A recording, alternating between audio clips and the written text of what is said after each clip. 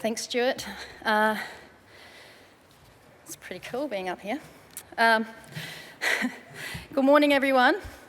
My name is Kylie Braes. I'm a fifth-generation grazier's daughter from North Queensland. I'm a mum of two amazing kids and a nurse. Who I am and why it matters. I just read my letter that I wrote to myself 2 years ago. I think we all got that back, and the last line says, "Whatever you decide to do, Kylie, start telling your story more. Keep learning and be brave." So here I am. Okay, so I grew up, as I said, on remote cattle stations. My parents bought their first cattle station near Winton in 2004, and soon after another in the Gulf of Carpentaria, and in 2019 another near Opalton. After many years of them doing hard work and juggling agistment paddocks while Mum worked as a teacher and Dad did contract mustering and worked as a head stockman. Every chance I got, I was out mustering, on horseback, branding and working in the yards, and I loved it. My passion for the great outback landscapes and cattle grew in those early years. Life hasn't always been straightforward though. After losing my long-term partner in a vehicle accident, I found myself left out of the family succession plan. Or should I say, it was just something they must have forgot to tell me about for about 10 or 15 years. I became more disheartened when in 2024 my younger brother acquired one of my parents' cattle stations. I kept going though. I followed my interests, had cattle on agistment, I did more contract mastering, threw myself into work, AIing. I picked up nursing shifts to stay afloat while putting my kids through boarding school. And I was always trying to keep a foot in the door in ag. All I know is that my story is not unique, and succession planning is often something we don't do well, especially in the cattle industry. So, across Australia, many of my generation are realising that 20 years of unpaid work on family stations hasn't always translated into ownership, security or equity. However, it also means that in my generation, we have some highly skilled, highly resilient cattlemen and women who are looking for new ways to contribute. And that's where opportunities like Nuffield matter. They give us a chance to take our lived experience and channel it into research, leadership and solutions. So how did I get here? A friend, Nuffield Scholar and a Northern cattle producer, Brendan Kirsch, told me that he thought I should chuck my hat in the ring and try for a scholarship. But I was given the strict instruction, if you have a go, have a bloody good go. So I did, and in 2024 I was fortunate enough to be selected to join the Nuffield family. I travelled to 10 different countries looking, engaging and learning. These included Taiwan, and there's actually a photo up there on the slide of my GFP group in the corner of the Ministry of Ag in Taiwan. I also visited Japan, Italy, the US, Canada, Brazil, Chile, Argentina, Borneo and Poland. And that was all thanks to Nuffield and my incredible sponsors, AACo, Kidman Co, Elders and the Consolidated Pastoral Company. Now my life journey through my scholarship, like many of us here today, it wasn't without hurdles. Post our Brazil CSC, I was diagnosed with breast cancer, and it's something 1 in 12 women face. So then only 2 days after returning from my GFP,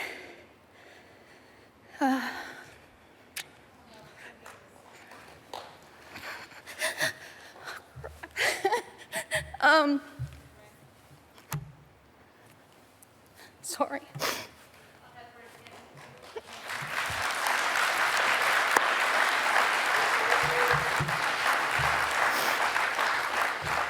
Oh, crap.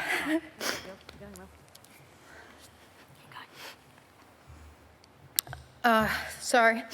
After 2 days after returning from my GFT, I went into had breast cancer surgery. So I gained some scars and I started that fight. 12 months later, I can successfully say I won that battle.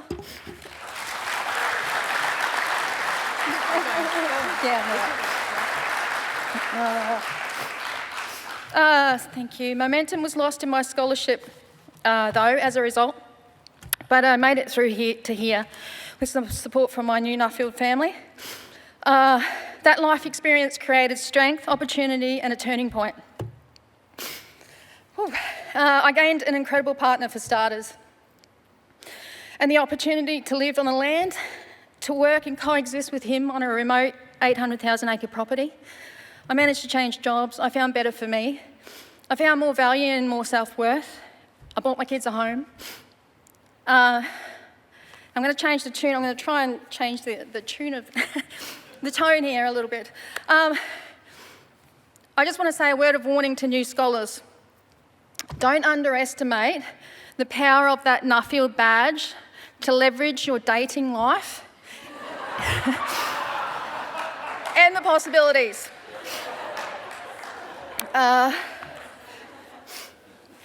Some people have moved countries for love, or from Brisbane to Gleness to grow Wagyu, or they've grabbed the whole family and taken off overseas, Treen Swift. Others have partners travelling that they deeply miss and can more clearly see that they're valued when they're away, adding a bit more spice to the relationship. Many have swapped jobs. Tom has some new little tackers that now have a heap of Nuffield uncles and aunties. And others in my 2024 scholar group have gotten proposed to and even married, all in the space of time that it's taken me to write my darn Nuffield report. So I'm thinking, forget marriage counselling, or farmer wants a wife, just become a scholar. And all life-changing stuff happens. So it's pretty amazing. Seriously though, I tell my story not for sympathy. I know we all have our life challenges. I'm simply wanting to illustrate that life is an interesting thing and setbacks are often not the end. Disappointments, pain, heartbreak, challenges can often be a catalyst that pushes us forward towards better. Often after we are brave enough to face our darkness, heal it and change, every season must pass. Just like the northern beef industry did after the 2011 export ban, we faced devastation, but we came back stronger, bigger, better, despite a few scars. And isn't it amazing how our passion, love and purpose lead us places? After all, I am here today, standing before you all at the beautiful Adelaide Oval as a very proud 2024 Nuffield Scholar. My Nuffield topic, I better get on with it. I don't know if that changed then, it's not. Oh, there we go. Emerging bovine technologies for Northern Australia because, let's face it, researching succession plan was too darn hard. This all began late one night in a dusty set of cattle yards when everyone else was tucked up in bed. I was manually preg testing a line of 3-year-old purebred heifers, mostly empties. My arm was aching, it was humid and hot, I had insects in my hair, I was covered in, the brown stuff. I was buggered and I started thinking there's got to be a better way to do this. And that started me thinking that what if one day we could do a simple blood test, like I do in nursing, and test on the spot at the crush side to help us determine with 99.9% accuracy if heifers were fertile, pregnant or barren. We just need to test 3 hormones. Imagine that. So that moment sparked the memory of me using those handheld iStat machines in remote nursing clinics, where you take a sample of blood, you pop it into a cartridge and you have the results in a few minutes. And I actually started doing that with a handheld machine.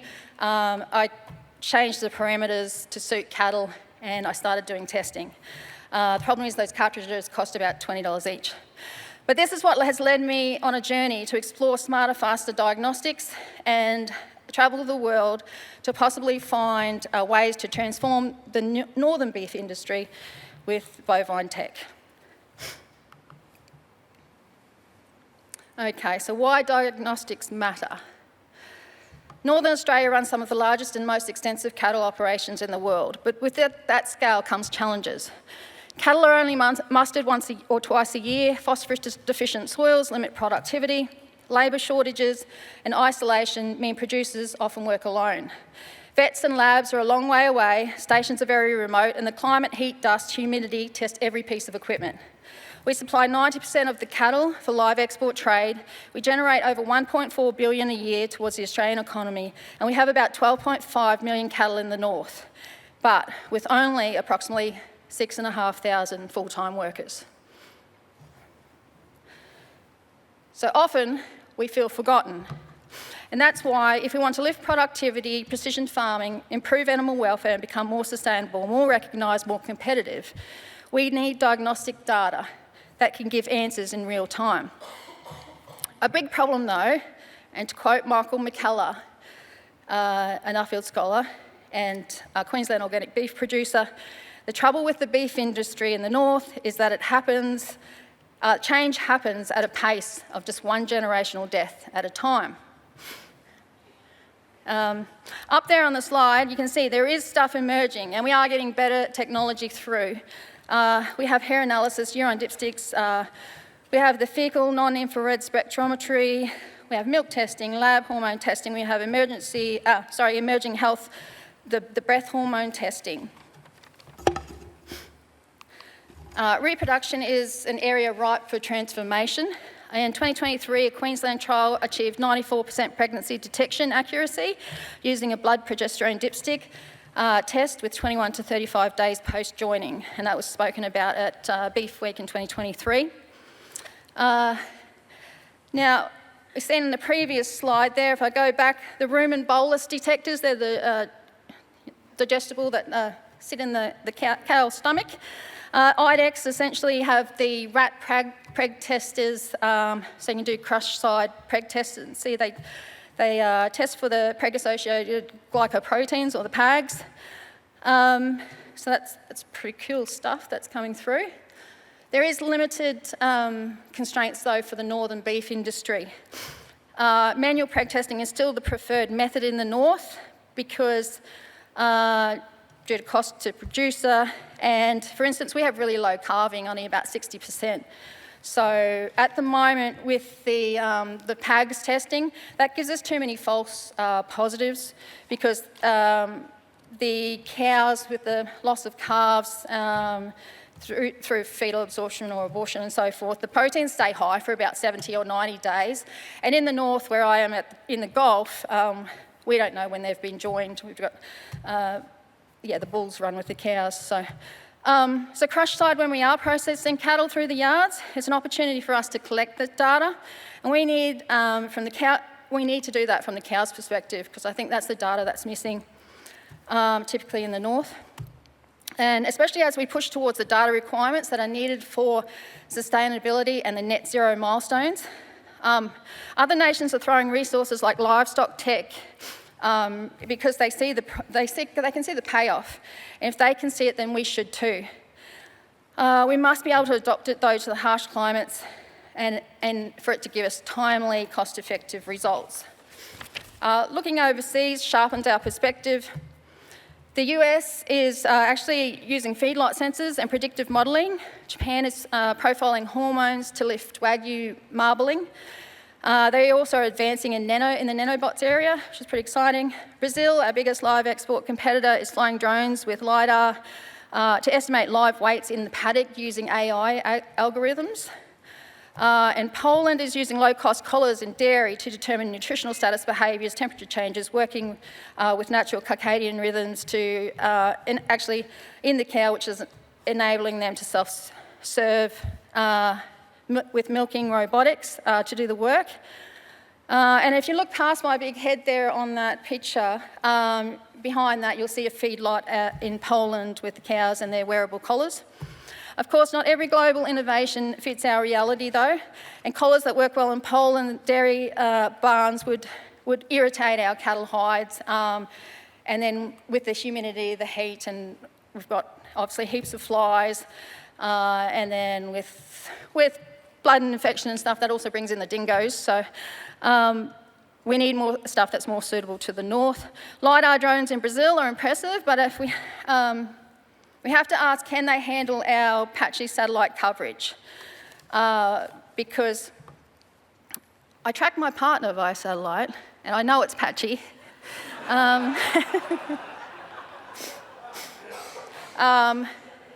Yes, purely for safety reasons, because he's out working in the middle of nowhere. I'm not a stalker. That's all right. Research studies, the Kidman Springs trial done by the NT Department of Industry, Trade and Tourism. It showed us what good phosphorus supplementation looks like over 5 years. Supplemented pea for cows had 31% higher pregnancy rates. Mortality dropped from nearly 15% to just 2.3%. The supplemented herds produced almost double the live weight, from 60,000 kilos to 34,000 kilos. So the economic return was 172% internal rate of return. So big improvement there when you feed out good phos. To put those numbers into perspective, in a herd of 1,000 breeders with good phosphorus supplementation, it would mean an extra 310 pregnancies over 5 years. So economically, the difference can mean survival versus failure for producers that are running stations in marginal country.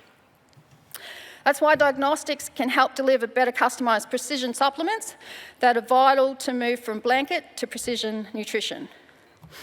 I would encourage anyone who's more interested in improving the performance of beef production systems in the north to jump on that link and have a listen to Fred Chudley, an economist who goes through some of those strategies for what we face in the north and how to better manage stations. It's very important. We're just having a look at that graph. We can see how our weights can improve just with good supplementation. And weights, health, minimises disease and stuff when we get better beef. So we've seen through research studies, though, that smart supplementation does change herds, and we've seen hormonal diagnostics move from concept to crush-side reality. And we know that Northern Australia can lead the world in this practical, profitable bovine tech. So the way forward, producers, if possible, we need to start small, trial diagnostics, get the government to buy us some good bovine tech to have on our stations. We need corporates to scale up pilots and link them to ESG outcomes. Tech developers, we need them to design for the north, remembering the dust, the heat, the humidity, no Wi-Fi. We have limited power, so we need long battery life. For governments, it would be great to see more funded station trials because the return on investment is often proven. And we need subsidised data collection for people working on the stations. Producers, managers are often time poor and expected to do the lot. For supplementing the north, we need to prioritise pea and not just rely on soil tests or grass samples to customise licks. We need the feedback and the data from the cow's perspective of what they need. All right, I'm actually going to chuck in my acknowledgements first because I'll get them out of the way. Before I close, I'd like to sincerely acknowledge those who made this journey possible. Again, to my sponsors. I see Don from AACo, chairman of AACo, he's here again today. So thank you so much. Also to Consolidated Pastoral Company, Elders and Kidman Co for their generous support. My Nuffield family for their encouragement, inspiration and the chance to join this incredible global network.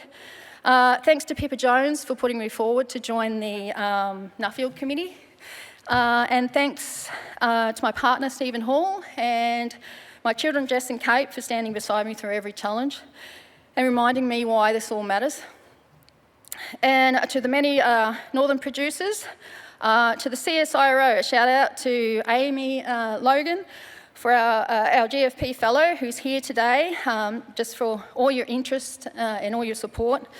To Peter McHugh, beef nutritionist from North Queensland, who shared so much knowledge, and to all the people who have opened gates, shaped my journey, my research journey with real world meaning. And if I go back, and I'll just in conclusion say that the northern beef industry is more than just numbers on a balance sheet. It's families, it's heritage, it's resilience, which is forged in dust and drought and flood. We've been tested before, like live export bans, biosecurity scares, natural disasters, and we always come back bigger and better. And that's why I believe the future of our industry lies in emerging bovine tech that's tough enough for the north and smart enough to deliver precision while enabling more people like me to be involved. I believe the northern cattle industry needs a boost now rather than later in prep for what's coming, especially in that net zero sustainability space. Thus, data from tech, or bovine tech, is vital because that's where decisions are made. That's where livelihoods are shaped, and that's where the future of Australia beef can be decided. Thank you.